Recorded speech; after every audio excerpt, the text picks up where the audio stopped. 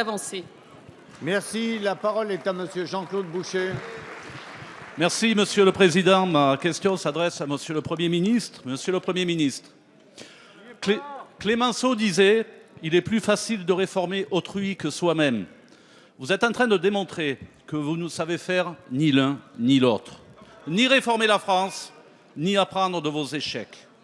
Après Alstom Énergie, Alcatel et Lafarge, Technip se jette dans les bras d'un industriel étranger et transfère son siège social à Londres.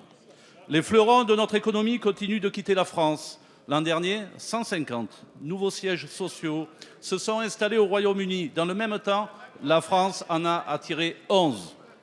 Les chiffres de l'attractivité de la France font froid dans le dos. Ils confirment que la France, est tout simplement en décrochage par rapport à ses voisins européens. Les investisseurs internationaux reviennent en Europe, mais pas en France. Ils vont en Allemagne, au Royaume-Uni, mais la France est exclue de la compétition. Pourquoi ? Lorsqu'on les interroge, les investisseurs pointent évidemment le niveau des charges et des coûts salariaux. Ils redoutent le niveau de la fiscalité des entreprises. Ils regrettent l'absence de flexibilité d'un droit du travail qui apparaît chaque jour un peu plus obsolète.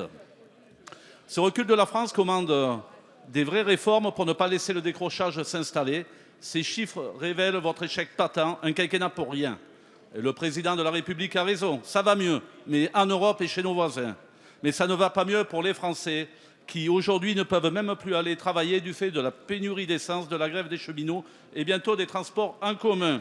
Alors, Monsieur le Premier ministre, comment oser dire que ça va mieux quand moins d'un quart des investisseurs envisagent des projets en France en 2016 ? Allez-vous enfin prendre les décisions qui s'imposent ou allez-vous continuer à laisser la France devenir la risée de l'Europe, à persister dans votre petite musique du « ça va mieux »? Prenez garde que le peuple